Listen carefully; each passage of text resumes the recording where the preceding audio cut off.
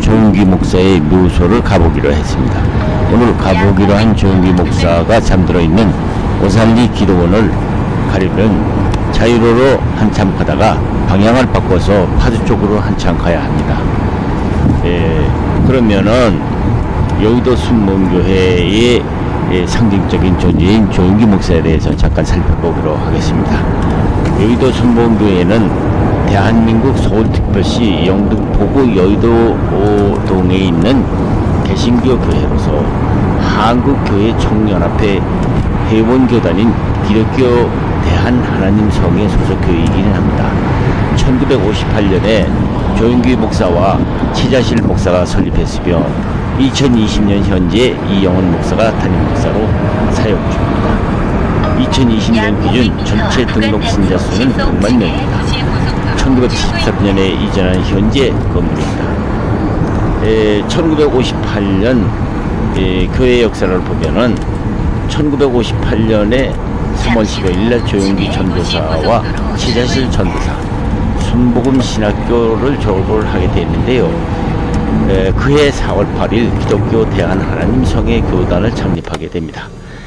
그리고 5월 18일 5명의 성도로서 대제동 천막교회를 개최하게 됩니다.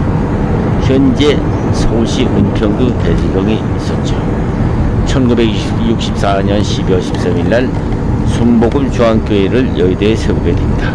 자, 그러면 오늘 전설적 조용기 목사가 잠들어 있는 장소에 가기 전에 좀 더 여의도 순복음 교회의 전설적 인물인 조용기 목사와 최자실 목사에 대해서 알아보기로 합시다. 조용기 목사는 신학교에서 최자실 목사를 만나게 되고 이 두 사람은 졸업 후 함께 1958년 지금의 은평구 개구리가 우는 천막교회를 대저동 순복음교회를 세우게 됩니다.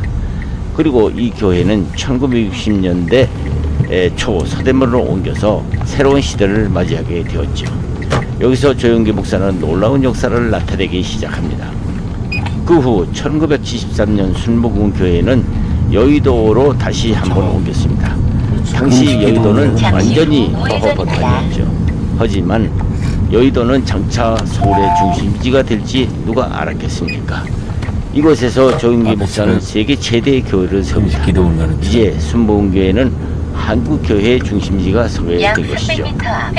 사실 대저동은 서울의 변들이었습니다. 하지만 조용기 목사는 대저동에 머물지 않고 서대문을 거쳐서 여의도에 자리 잡게 되었죠. 당시 여의도는 지리적으로 서울의 중심지였지만 아직 개발되지 않아 빈 공간이었습니다. 하지만 서울의 발달과 더불어 여의도는 비약적으로 개발되었고 결국 강남과 강북을 잇는 중심지일 뿐만 아니라 국회와 금융계가 자리 잡는 서울의 중심지가 되지 않았습니까? 여의도가 대한민국의 중심지가 되면서 여의도 순복음교회도 한국교회 중심으로 자리를 잡게 되는 것이죠.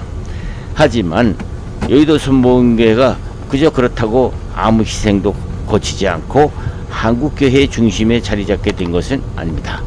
사실 해방 이후 한국교회의 중심은 영락교회였죠. 영락교회는 한국의 가장 대표적인 교단인 장로교 통합 측 소속이며 담임 목사는 한국교계에서 널리 존경을 받는 한경직 목사였죠. 한때 한국의 주류 교단은 조용기 목사를 이단시를 했습니다. 하지만은 한국 기독교인들 다수는 조용기 목사의 설교에 큰 감화를 받게 됩니다.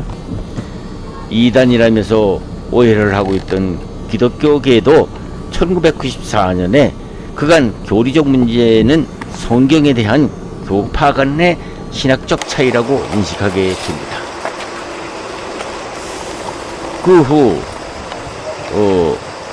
이것으로 여의도 순복음교회가 한국교회의 주류교회로 등장하는 데 있어서 커다란 장애를 넘게 된 것이죠. 그 후 조용기 목사는 주류 한국교회의 무대에 자주 나타나게 되었고 1992년 세계 성령화 대성회에서 조용기 목사는 총재직과 주 강사직을 맡게 됩니다. 기독교계의 신은균 목사가 부총재직을 맡을 정도였죠. 여의도 순복음교회는 해방 후 군소 교단의 변두리 교회에서 지금은 세계 최대 교회이며 동시에 한국의 주류 교단 가운데 하나로서 평가받고 있는 것이 특징입니다.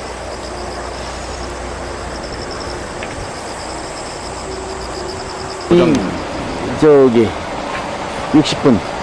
아, 60분밖에 안 돼?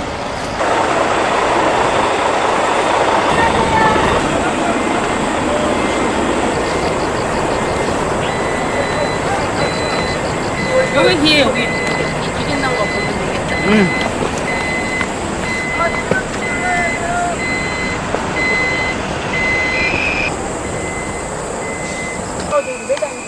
매장이잖아요. 안 해?